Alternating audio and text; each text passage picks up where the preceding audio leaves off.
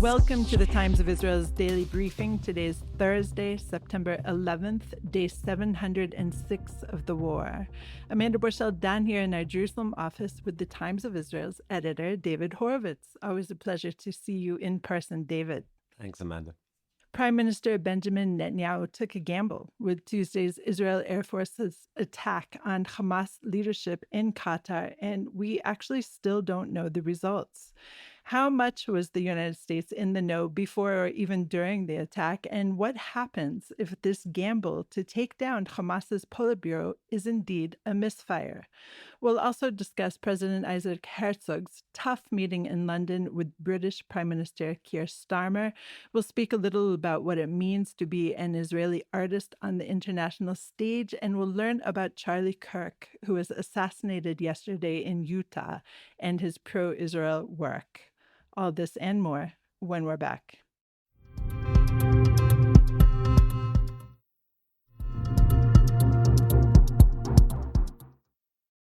I'm Amanda Borschel-Dan here in our Jerusalem office with editor David Horovitz.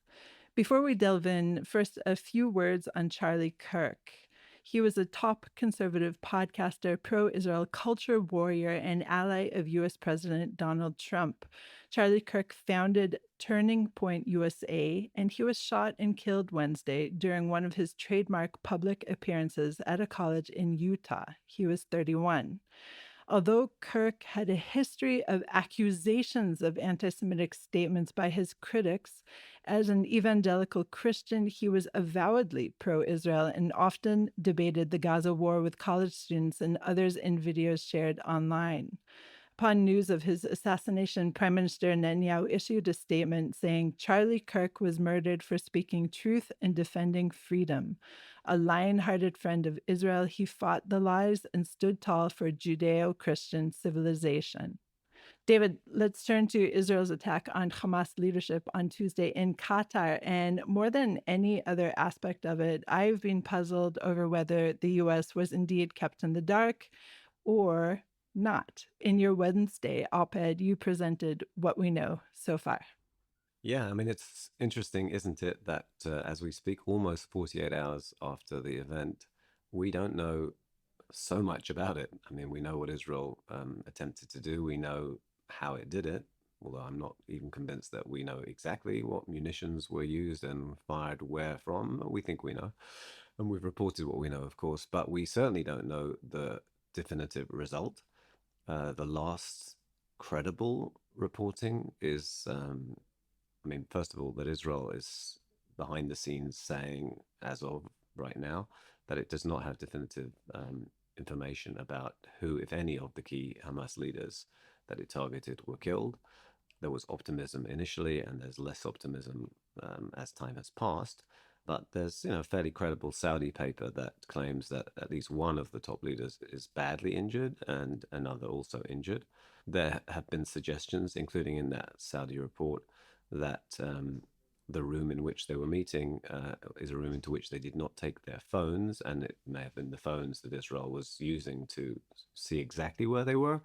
Israel talked about very precise strikes. Israel was trying to not kill anybody who was not a target. There are some echoes of that in attacks on Hamas leaders in Gaza many, many years ago, including a major meeting of Hamas leaders where Israel decided not to blow up a building and rather used less powerful munitions, shall we say, and people emerged unscathed because Israel had not wanted to kill non-combatants. It might be that that's part of the equation, but again, we don't know. And then what you asked, which I tried to tackle in an op-ed yesterday, there are so many questions about the assertion, the statement by people in the Trump administration and President Trump himself that he and they were not told by Israel that it was going to carry out this attack. That sounds so both implausible and unfeasible, and in fact, it is not feasible. And I'll explain what I mean by that in a minute. But however implausible, that is what is being asserted, and that's really quite something. The notion that Israel would attack legitimate targets, Hamas leaders, terrible people, inside the territory of a sovereign state that is an American ally, whatever Israel's conflicted relationship with it. Moreover, who we're about to discuss or may be discussing a ceasefire hostage proposal. And I think there's some suggestion there were two sets of meetings. The first meeting was not on the ceasefire. There was about to be a second meeting, etc. A lot of stuff is unclear.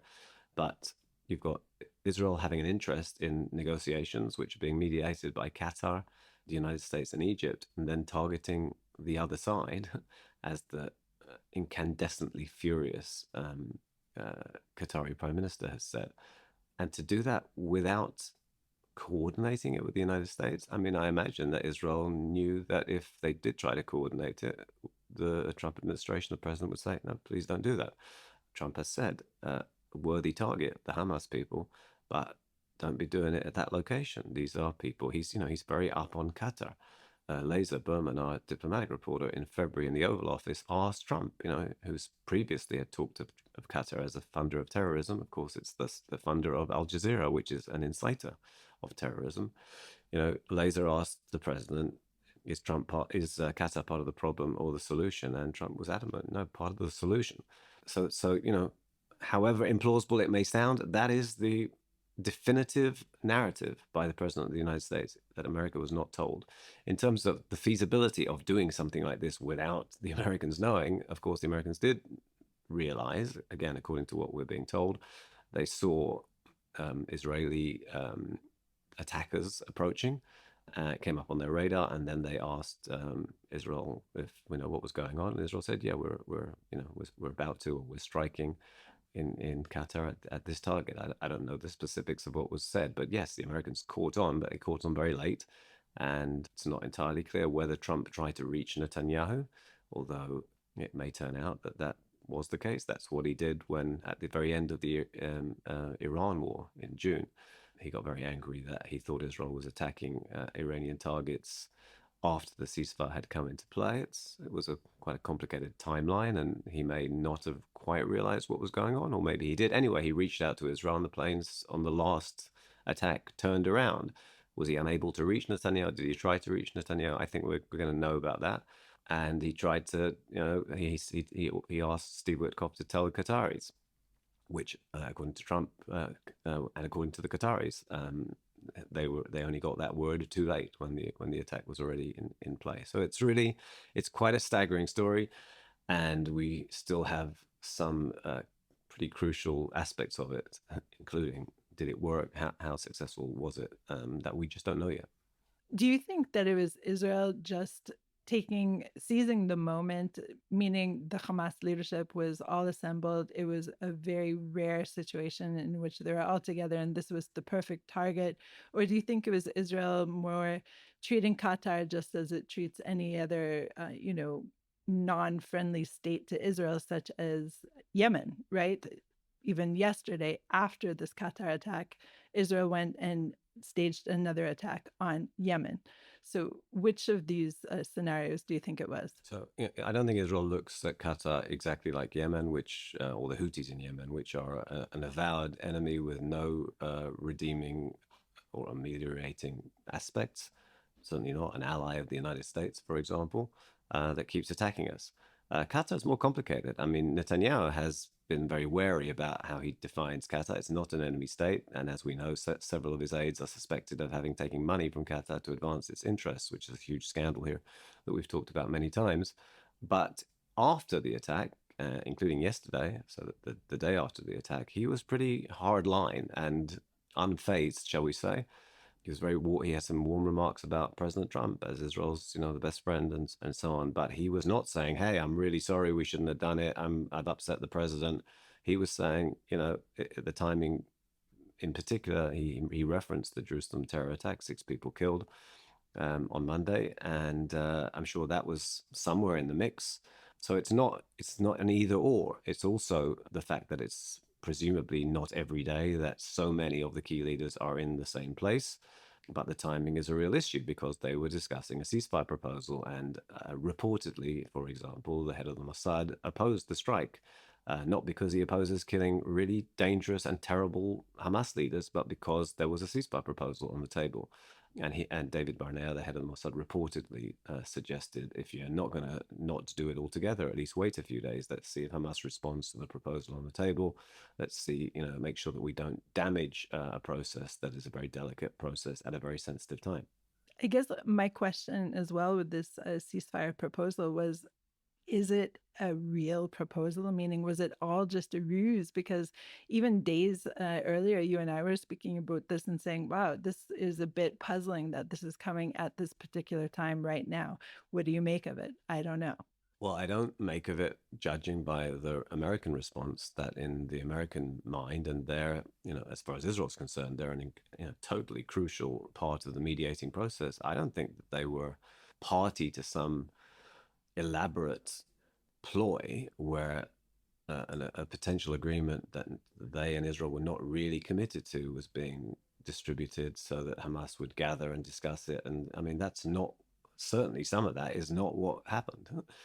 Again, assuming that the President of the United States is telling it like it was. I don't think he was party to what would have had to have been a very elaborate and discrediting process. I mean, there are real issues here. There's a war in Gaza. There are hostages. There are Gazans suffering. There's a global, massive onslaught of criticism against Israel. This is not sort of an isolated incident that would justify or that could even enable jeopardizing that entire process. So what we can conclude is that it was a rare opportunity, and Netanyahu chose to take it, even though there were many potential implications which are playing out right now.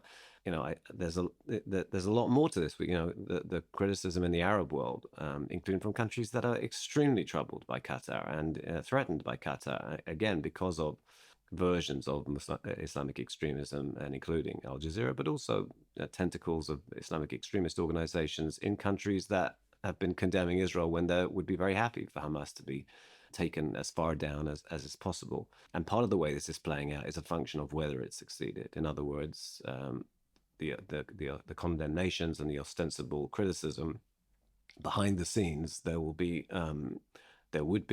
much more relief in many of these countries if this attack was successful. The worst of all scenarios would be that Israel tries something very ambitious and bold with extremely controversial timing and an extremely problematic location, and it doesn't work. And that's, certainly a possibility as things stand right now. And I was even thinking, what will be judged to have been not absolutely disastrous? Is it if the son of one of the leaders is killed? I really don't think so. One is seriously injured and another is also hospitalized. Is that a win? I still kind of don't think so. So, it's ridiculous to be having the conversation along those lines, but that is part of this. I mean, a big part of this. You did all this. It's extremely controversial. You've publicly infuriated the Qataris and you've infuriated the president of the United States. Was it successful even in its specific goal? And of course, why would the Hamas leadership gather again together in any kind of, well, at least above ground area or any kind of, forum in which all of them would be together anytime again? This essentially could also just tank any kind of negotiated deal. It could. It's not clear what role Qatar is prepared to play in the near term as a mediator. It's really not clear how productive a role they have played in the past, although again, the Mossad chief, who has led much of the negotiations, has reportedly said, no, Qatar was playing a positive role, has played a positive role.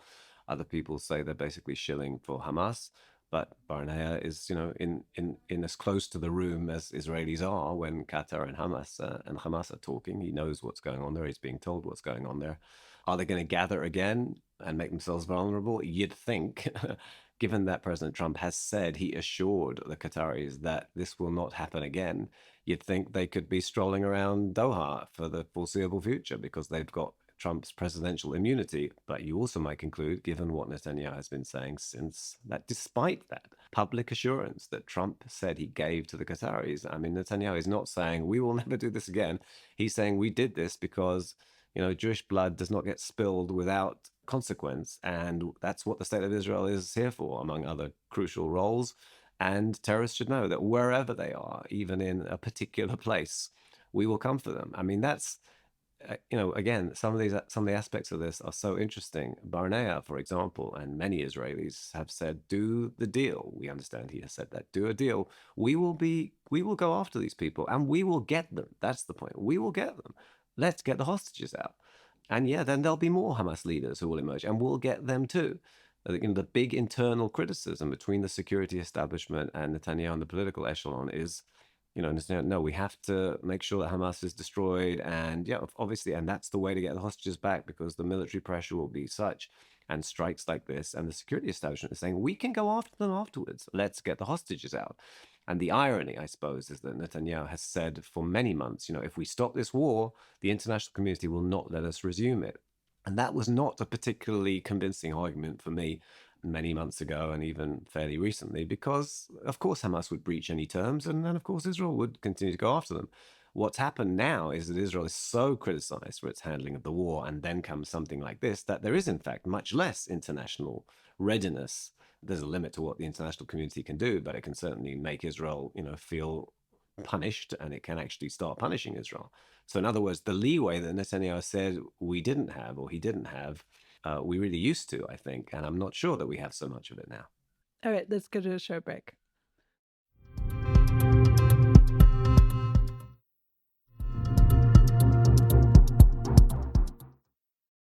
And we're back. I'm Amanda Borschel-Dan here in our Jerusalem office with editor David Horovitz.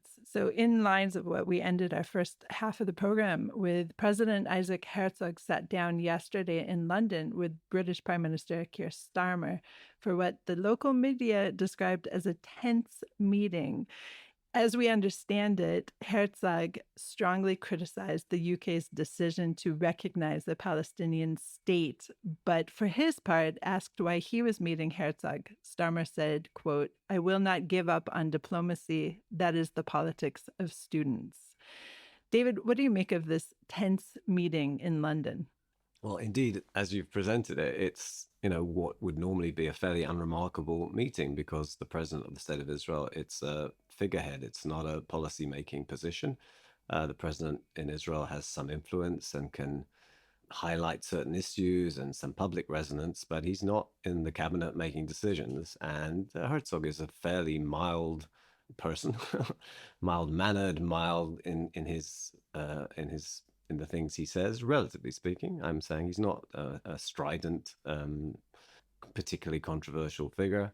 The fact is, he used to lead the Labour Party, and he's not been having terrible confrontations with the Prime Minister from the other side of the spectrum. The previous president, Reuven Rivlin, who was from Netanyahu's own party, was a much more hard-hitting figure. So you've got this mild-mannered, non-powerful Israeli leader, and the fact that it was controversial that Britain's self-defined, I'm sure, supporter of Israel, Prime Minister Keir Starmer, the fact that for Starmer to meet with him was a sort of act of semi-defiance, at least of parts of his own party and the public opinion in Britain, shows how relations have changed between Britain and Israel. I wonder, and in fact I doubt. I don't know if Netanyahu was going to Britain right now. Would Starmer meet with him? Would Netanyahu even attempt to go to Britain? Would he risk arrest, by the way? Because Britain is very duly aware of the ICC arrest warrant, for example. You haven't heard the Brits saying he's welcome to come here, we're not going to arrest him, as, for example, Hungary said and did.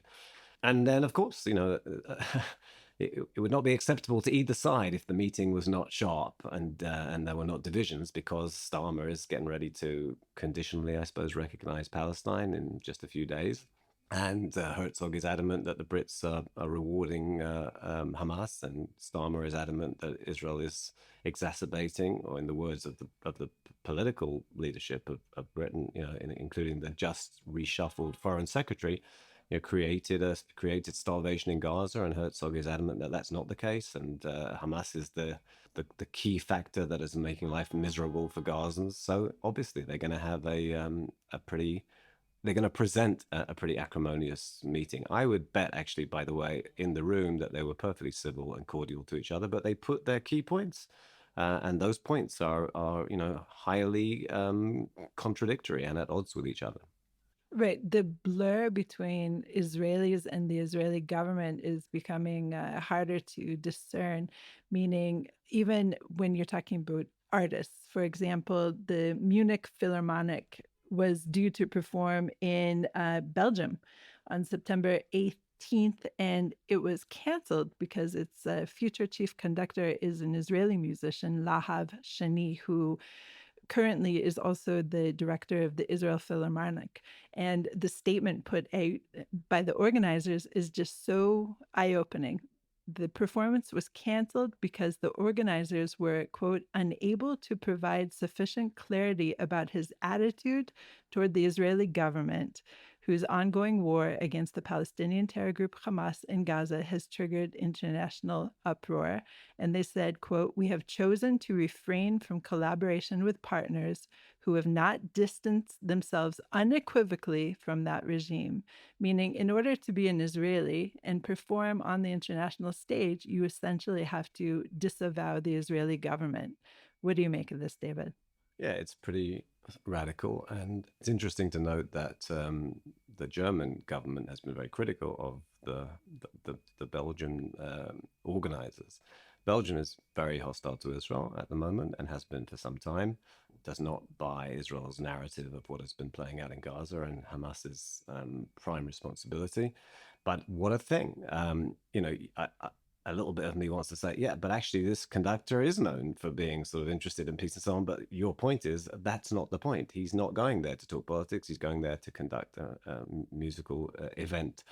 And he's been prevented from doing that because he didn't stand up and say, yes, I'm an Israeli, but, I have nothing to do with Israeli government policy, or it's not, I don't shape Israeli government policy.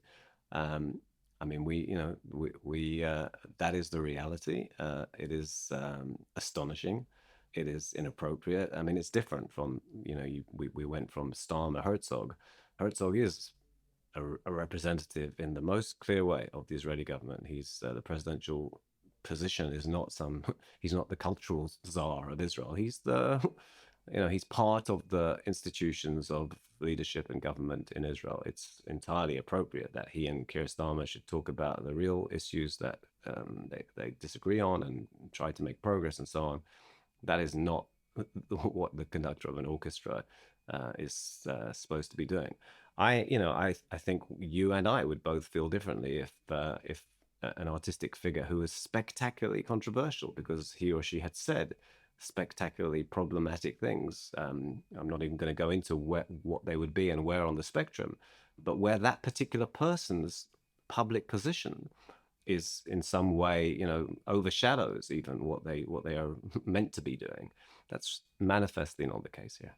And this, of course, comes on the same day that the screening at the Toronto International Film Festival of The Road Between Us, The Ultimate Rescue, which had been canceled initially because the filmmakers, Canadians, had not obtained permission from Hamas to use their footage on October 7th. That screening actually did go ahead yesterday, and there were about 50 protesters, but some thousands of pro-Israeli in the audience, willing to at least watch this Israel tainted, I'm saying ironically, film. Though that is not the case, of course, at many of the film festivals around the world. And we have a piece on the site right now in which Israeli filmmakers are saying, we have two options right now. We can take money from the Israeli government, from the Israeli film funds, which is essentially how most young filmmakers make their films, or we can disavow Israel, try and get funding elsewhere, and then not be able to be played in Israel. It's a bit of a Sophie's choice right now for Israeli artists. Yeah, and it's not the first time that those kinds of crises and dilemmas have played out. There's friction within Israel. You have a government that can be very hostile to artistic productions that don't, coordinate with or don't meet their ideological parameters. And there's, all kinds of issues about funding here. I think the Toronto story ultimately has a happy ending, I suppose, as much as a story that details terrible things surrounding the events of October the 7th can be, remotely described in that way. But the movie was screened. It's an important movie. I haven't seen it, but I know the content that it covers and the people who it deals with. the festival actually denies that they ever sought to ask the producers to make sure they had the Hamas permissions to use the webcam footage of their massacring of Israelis. There was a rumpus, and the right decision was made, and people have the right to protest outside, and and people have the right to counter-protest, and people were allowed to watch the production and make their own minds up about it, as they should be allowed to watch other productions as well that tell different stories. I mean, for goodness sake, this is meant to be, these are parts of the free world, ostensibly, right? And in the free world, there are I do believe in certain limitations on free speech, but the way this potentially was playing out in Toronto, and having a movie that, of course, should be publicly available, not being screened, fortunately, at least in this case, that decision was reversed.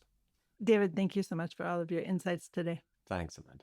Thanks for listening to the Times of Israel's Daily Briefing. Please check out another installment tomorrow. This episode was produced by the Podwaves. If you have any questions or comments about this or any other episode, please drop us an email to podcast@timesofisrael.com. Until tomorrow, shalom.